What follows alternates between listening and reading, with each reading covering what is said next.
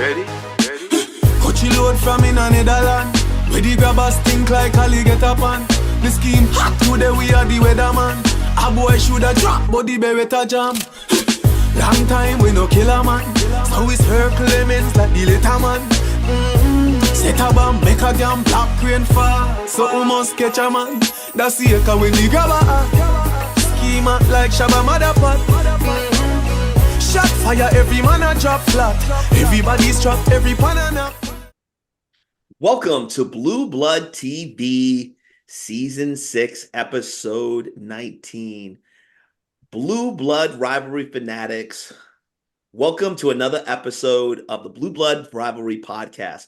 March Madness is upon us, and our ACC teams are taking over the Sweet 16. Our usual suspects are joining us in the studio today.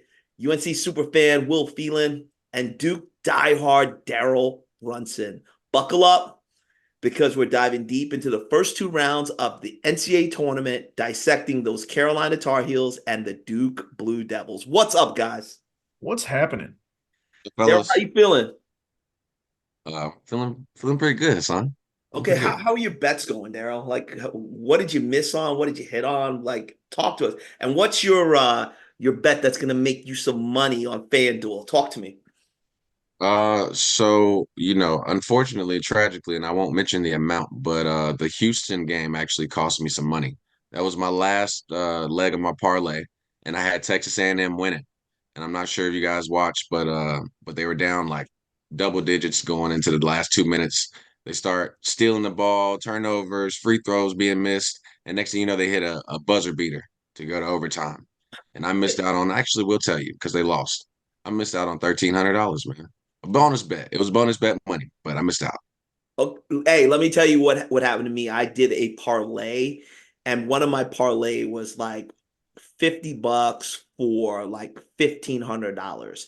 And all Elliot Cadeau had to do on my Carolina parlay was get 4 assists, right? So, and as you know, Elliot Cadeau in the Vermont game got 3 assists. I would have had $1,500. He really pissed me off. So, Will, when we start talking about Cadeau, I hate freaking Cadeau right now because he cost I know you do. one more assist, and I'm thinking, okay, You've been hating on him all minutes. season, though.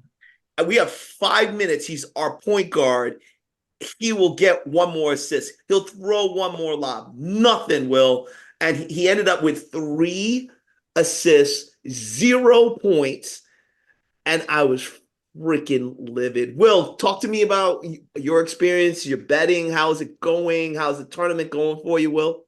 It's going well, man. It's going well. It's been a fun. It was a fun weekend of basketball. And actually, on Saturday, I took I just went and threw a little money on a parlay and hit it pretty big. So I'm feeling good right now. I picked all 8 winners on Saturday. So I'm feeling pretty good right now. Will, you did good on that Saturday, and I wish I would have just followed your picks. I started to, but you really did well. I did. I had some I had some upsets I thought would hit, but didn't. And then the James Madison, I knew that was my big one going into the Wisconsin game. I thought they'd play Duke a little bit closer than they did, than the 40-point beatdown that they did. But it was a fun weekend of basketball. Yeah, and I think you got that. Was it Richmond? Did you get that one right? It wasn't Richmond. It was shoot. I picked Duquesne. And then I'm trying to look right now. Oakland? Darryl picked the Oakland game. That was the one I missed on. Yes, shout out to Oakland, who I thought was actually in California, and found out it was in Ohio. I thought I was picking a team full of brothers, man, from out in Compton. They're from Detroit, man. That's the same thing. All right, guys. Let's settle down. I know we're exploding with rivalry, betting, North Carolina, spirit. But Darryl, I want to start with you, and let's start with Duke. The Duke Blue Devils took down Vermont 64-47. What was your initial impression of the game? Did Duke look to dominate, or were there areas of concerns for you? In the initial game, I really feel like they kind of came out slow, like a lot of teams do in these 4-13 matchups, especially when the competition is actually a little closer with parity that you have in basketball now. But I think they just came out a little sluggish. But I will say in the second half, Tyrese Proctor woke up a little bit, hit a couple threes. Jared McCain, who we will talk about in the next game, but Jared McCain, I feel like started to find a rhythm. But it was just one of those slow, sluggish games where you're really just feeling another team out in the NCAA tournament, win by 17, move on to the next round. All right. All right. Will, let's go. Let's go down to you. Let's turn our attention to the Tar Heels. They dismantled Wagner College 90-63. Was this win a comfortable win? Did UNC show any signs of rust coming out of the ACC tournament? Talk to me, Will. They got off to a slow start at the very beginning of that game, but it was a comfortable win. I mean, we threw our bench warmers in there with I think 5 or 6 minutes left to go in the game. And if you look, I mean, these games are a team like Wagner is this is their championship game, so to speak, and it almost looked as if we were just playing with our food before we ate it, you know. So I thought it was a comfortable win. Yeah, Okay, what do you think about like Elliot Cadeau's 18 minutes, three you're assists, and 0 points? I don't it doesn't necessarily bother me as much as it did you, obviously not hitting What? on that parlay um or hitting on that bet. I think I that did hit on the bet. Well, he needed 4 assists, I but he know, needed and to he hit the didn't get it bet. for you. And I'm going to apologize for Cadeau. I'll just apologize for him. That didn't bother me as much. In a game like Wagner, you don't really need him to do. He's averaging 7-4 this season. So I mean, he came back and had 6-4 the following game. So he's kind of right in line in a game where you actually need him to show up with with what his season averages are. So that didn't bother me as much as it did you. Um, but yeah, I mean, it's we just need what we need out of him, and he did it in the following game against Michigan State. So Okay, Darryl, we're going to go back to you. We're still talking about the Vermont 64-47 win that Duke had over them. Um, I thought the offense struggled a little bit early. Did Coach Shire make any adjustments that kind of got the Duke going in that second half? Uh, I don't know that he did. Filipowski barely took a shot. Um, really had a very, very slow, very I don't want to call him a bad game because he's double digits in rebounds, but he just didn't have a Filipowski type of game, even with shot attempts. He seemed to be a bit out of it. But I don't know that John Shire really made any adjustments. It felt like a little more shot. There were a few more shots that fell in the second half, but he had his guards going most of the game. The big men kind of just took a back seat, and Filipowski might have just rode the back of the bus by the emergency exit because he didn't look like himself, but I don't know that Shire made adjustments. I just think Vermont wasn't that good, and a few more shots fell in that second half. All right, good. Will, back to you. We're still talking about Wagner College and UNC's 90-62 win. Armando is continuing his hot streak. He's getting yep. 18 to 22 points. Cormac's getting a reasonable amount of points, 13, 14, 15 points. Are they the X factor that's going to propel Carolina to a national championship? Or do you think Carolina is done this next round against Alabama? I mean, it looks like these guys are going to come out and do what we need them to do. I think the X factor for me is more of like a Jalen Withers, a Harrison Ingram type of guy. Because if we have Cormac come out and get us 13, 14, 15 points, just kind of right in line with his season average, and then Armando does Armando things.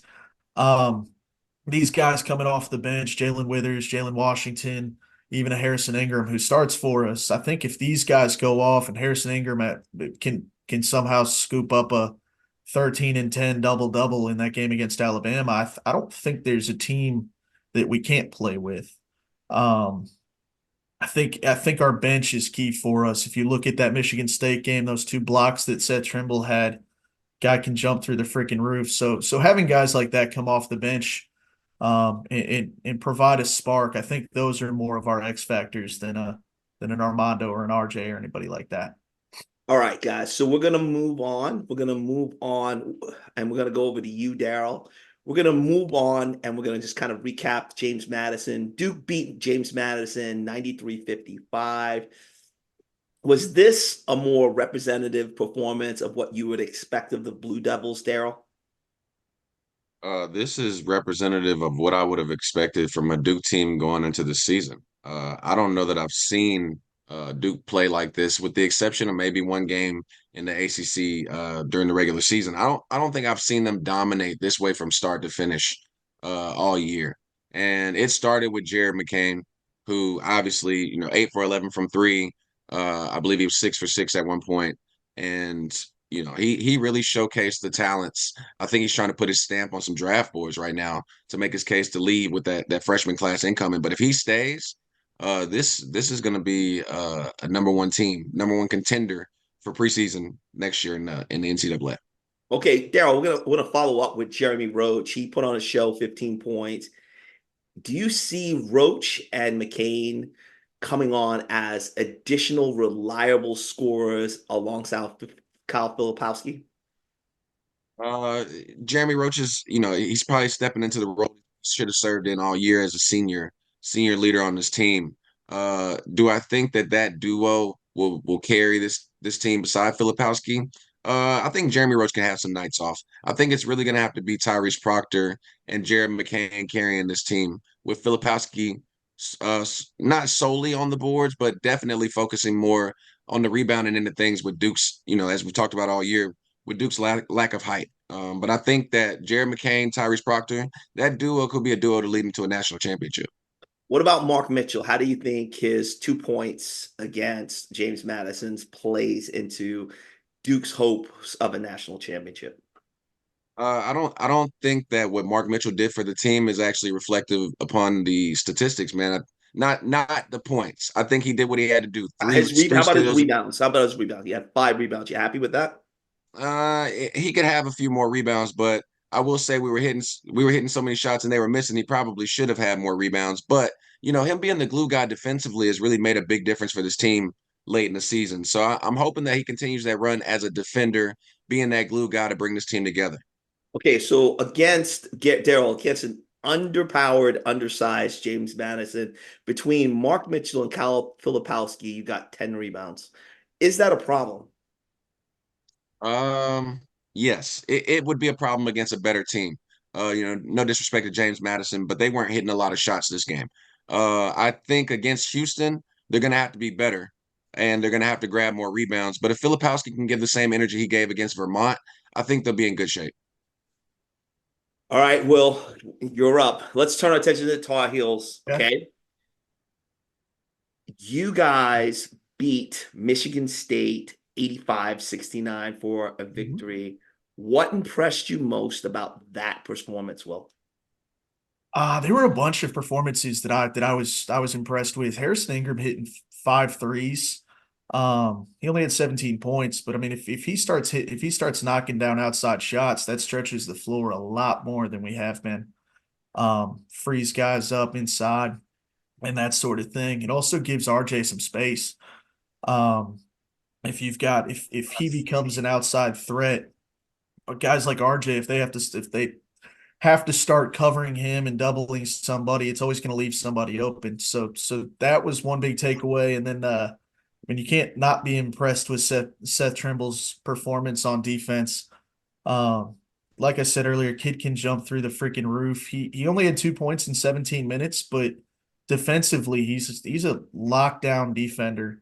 And against a team like Alabama that can score points in bunches, we're gonna need somebody like him, who can shut down those guys. Because in games that we've won where we probably shouldn't have won this season, it's been our defensive effort that's really kind of pushed us over the top. So I think he's gonna be the X factor tomorrow night, What Thursday do you night. think about a Seth Trimble swap out for Elliot Cadeau and go with a little bit bigger backcourt with RJ and Seth, and then have Armando, Harrison, and Cormac on your wings and your forwards? What do you think about that lineup? I mean, a plug and play lineup that's fine for me. I just don't think I think Elliot Cadeau and Seth Trimble are kind of interchangeable. I think that you do get that defensive spark um, on with the Trimble on the floor, but when it comes to Cadeau, he does provide you if he gets you two or three of those little slash and gash layups that he has in a game. I think offensively he kind of helps you out more.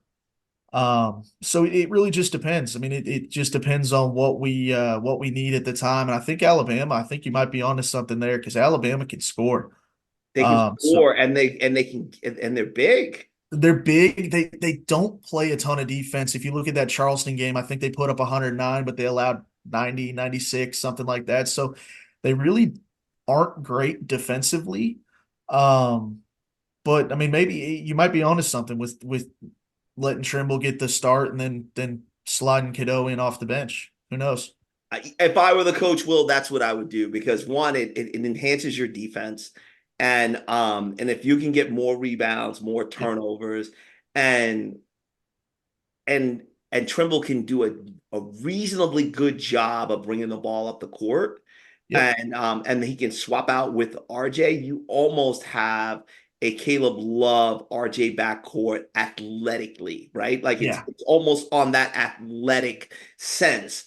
From a scoring perspective, I also think that Tremble, at giving enough time, would be able to get to the hoop on anyone. Mhm. And I just don't think, as you know, these games stretch down, and I've been saying it all season, and as the teams get bigger and more athletic, Yep. I don't think Cadeau gets to the hoop. His jump shot is just okay, and his ability to go to the cup, I just think Seth Trimble will be able to play that role better than Cadeau.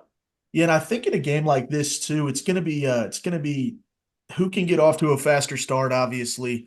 But also I think with getting to the bucket and getting their guys in foul trouble early is gonna be crucial because if we can get some of those big guys off the floor, then I think we start opening up a lot more um shots for RJ, for Cormac, Harrison Ingram, guys like that. So I think whether it's Trimble or Cadeau, I think if we can get to the bucket, Baycott does his thing, Jalen Withers off the bench, um, and I think we can get those guys in foul trouble, then I think that'll go a long way as well.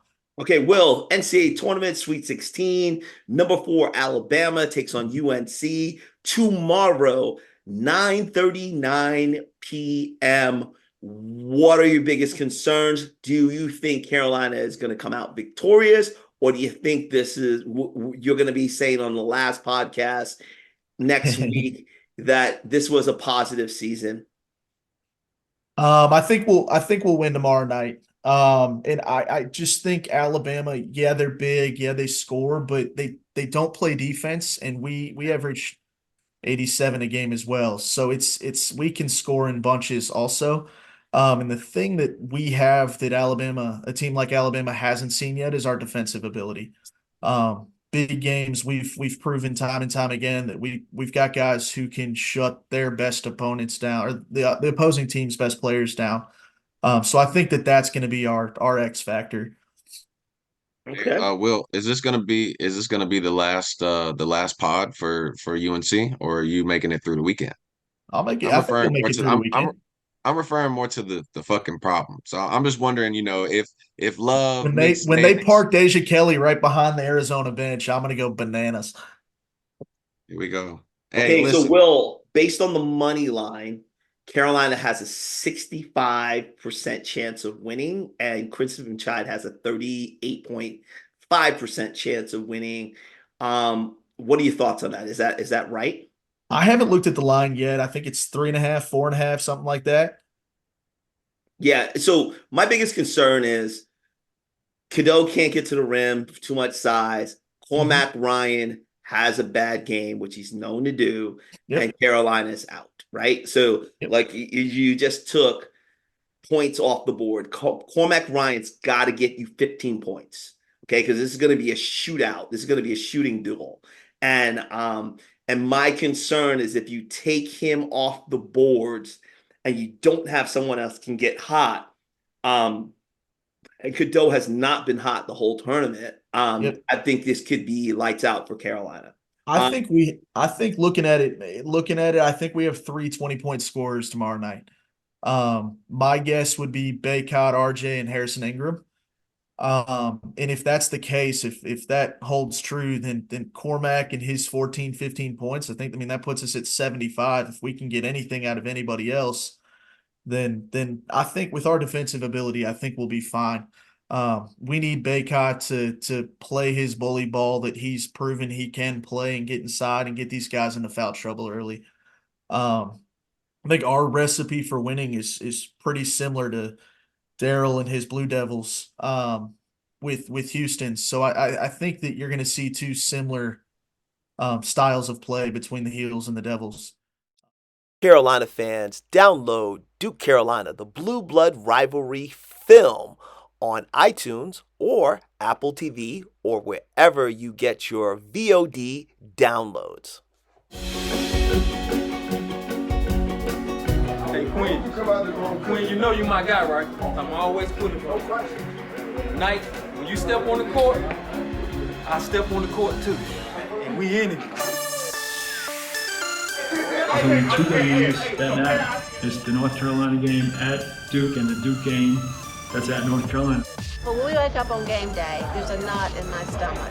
We've been up since 6 a.m. this morning watching recorded Duke Carolina games. I watched the Rivers shot about 15 times. Yeah. Rivers on his own. Yes, that's the buzzer. We're here for the Duke game.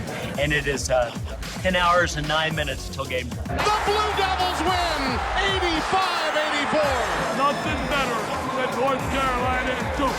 It is the best rivalry in all of college basketball. Hall of Fame coaches, great players, and usually so much at stake. And that's it. Carolina's won it. The fans have as much to do with the rivalry being great as the players and the coaches. It's 5 hours before game time. Well, there's no question that the rivalry is there every day in our community. Can you imagine what it would be like around here if people didn't have it? It would be terrifying. We are 30 minutes away from tip-off. It's one of the most exciting events you can be a part of, and I still say it's not the biggest rivalry in college basketball. It's the biggest rivalry in all of sport, bar none. It's game time! Okay, Darryl, Duke, number 4 versus number 1. You're the underdog in this matchup.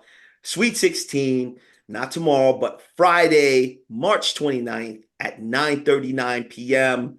What's going to happen? Are you going to be packing up, talking about only the Tar Heels next week? What's the story, Darryl? So I really want to make it clear that I actually picked this in my bracket that we will beat Houston on Friday night. I believe, like we've been talking about all year, being undersized has been our biggest deficit in a lot of different games, and being undermanned. But I think right now, playing a Houston team that's actually a smaller team, I think their biggest guy on the inside, at least as a starter, is 6'7", 6'8". And we're not really concerned about that. Filipowski's going to have a game. He's going to struggle on the defensive end, so hopefully he doesn't get in foul trouble because they are a quick team. That guard they have, Shed. I was watching that dude. He caught like a putback off the rim.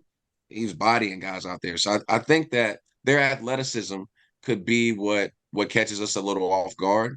But the size isn't as big of a deficit in this game, and I think that Duke can get a few more rebounds, a few more offensive rebounds, and get a couple points. I think the Blue Devils win this game. I think their athleticism on this Houston team, I think you're 100% right with the size factor, but Duke doesn't play like a big team. Duke plays like a bunch of guards. Filipowski is not under the rim banging it out. He's shooting 3-pointers like a Tony Kukoc. So what I'm saying to you is, is that size going to matter? Your backcourt is undersized. It's not a huge backcourt. Don't you think these Houston boys are going to run you guys off the court? It's not that I think that our size is that much better than theirs, or that they got a different athlete though, Darryl. I'm saying it's not that we're bigger and we're going to be better because we're bigger. I think it's just better that they're not bigger. And yeah, their athleticism is going to catch us. Is going to be a lot more. They're a lot more athletic than we are. But if Jared McCain comes out, and they've got to run the offense through McCain. We're talking about Filipowski, sure, because he started off should have been Player of the Year. But at this point in the season, I think Shire's realized that Filipowski, again, in that Vermont game was almost a ghost. Man, he looked like Casper out there. And you got to realize that McCain comes out and scores 30 the next game because he is the guy. And Filipowski is going to have to get rebounds. He's going to have to be okay being what I said Mark Mitchell is and the glue guy. He's going to have to be okay getting rebounds, getting shots. Sure, I'm not saying he shouldn't shoot, but let the game run through the guards. Tyrese Proctor, especially Jared McCain, and Jeremy Roach with his leadership. But Jared McCain is the X factor. He is the guy to take us all the way. Okay, let's talk about like the forwards. Houston's got I'm not even calling him Jawan Roberts. Jawan. Okay. Jawan. This guy is tough, Darryl. Like, he's tough as they come. Like, he is a street freaking baller. Like, this guy ain't neat. This guy isn't coming out of like the AAU programs from a middle class, from the middle class. This guy is a street baller. Who's gonna handle him? No one. No, I'm just kidding. Mark Mitchell, man. Mark Mitchell's gonna have to be that guy. I'm telling you. Is he that guy? Is he that guy?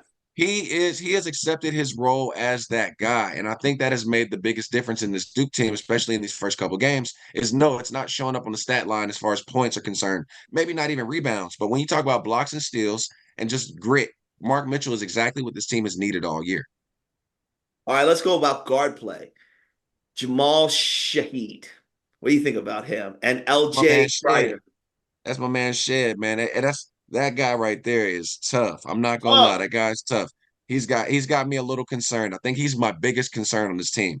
I believe that Shed will probably dominate Jared McCain as far as the offensive end is concerned. And what if he pushes him off that 3-point line? Well, I don't think that's gonna happen. I think McCain is gonna let him rain down, man. When you get hot in this tournament, that's all you need is one guy that gets hot. We've seen it time and time again. Jared McCain's that guy. All right, what do you think about LJ Cryer? Cryer's a scorer. He's definitely a bucket. He's definitely a bucket. You're asking all these questions. The question you need to ask Hassan is who's gonna stop us? I think she gonna battle. I think LJ Cryer is going to play. I think Jawan. I didn't say it right, not Jawan. Jawan. I think Jawan is undersized, but I think he's gonna battle. I think Javier Francis is nice. I think they have 5 scores now. That's what I think. That team in Houston too. Yeah, they're small, but they've got 10 guys that average double-digit minutes. And we've been talking all season about Duke's depth or lack thereof, and it's going to be a tough game for you guys. I think that if you guys are going to win, it's going to be they play bully ball. So you're going to have Filipowski's going to have to do something he hasn't done all season and be a bully. So, I mean, if you guys, it's a tough game. And then they can go into the bench and go grab Emmanuel Sharp. The last game against Texas A&M, he dropped freaking 30 points. He had to, but I'm not gonna lie. I watched that guy. He was clutch. He was nice. definitely nice. He kind of looked like my cousin. But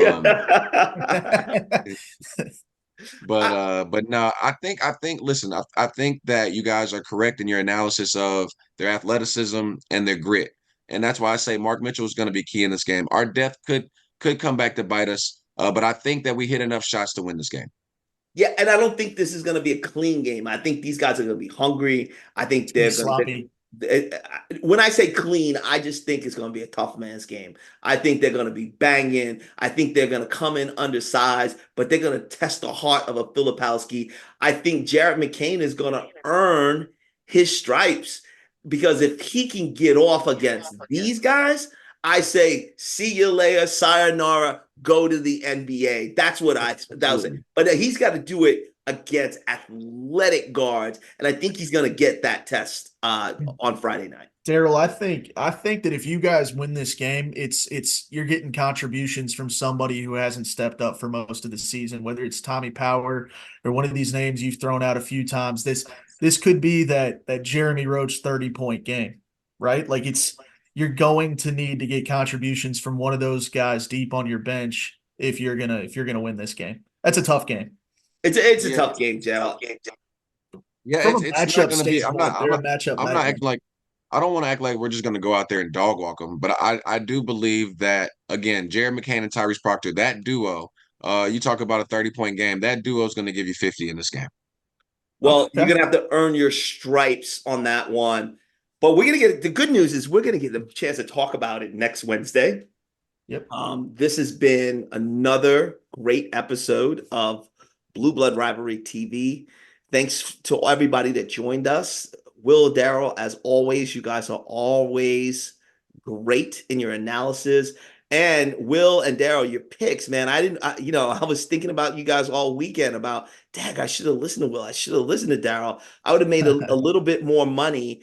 But if Cadeau would have thrown one more pass, there it is. He might be my guy. So fans, remember, subscribe, rate, review the Blue Blood TV podcast. And we're going to see you all next week to talk about the Final Four. We out. We out. We out. The Blue Blood TV podcast is available on Spotify, iTunes, or wherever you get your podcasts. Remember, guys, these shows grow when you share them. So we have a great show here. Share them with all your friends. Make them aware of the Blue Blood TV podcast. Ready? Coach you load from in a Netherland. Where the grabbers think like Ali get up on. The scheme hot today, we are the weatherman. A boy shoulda drop, but the beretta jam. Long time we no kill a man. So it's her Clemens like the later man. Set a bomb, make a damn black rain fall. So we must catch a man. That's the echo when the grabber schema like Shabba Motherpot. Shot fire, every man a drop flat. Everybody's trapped, every pan a knock.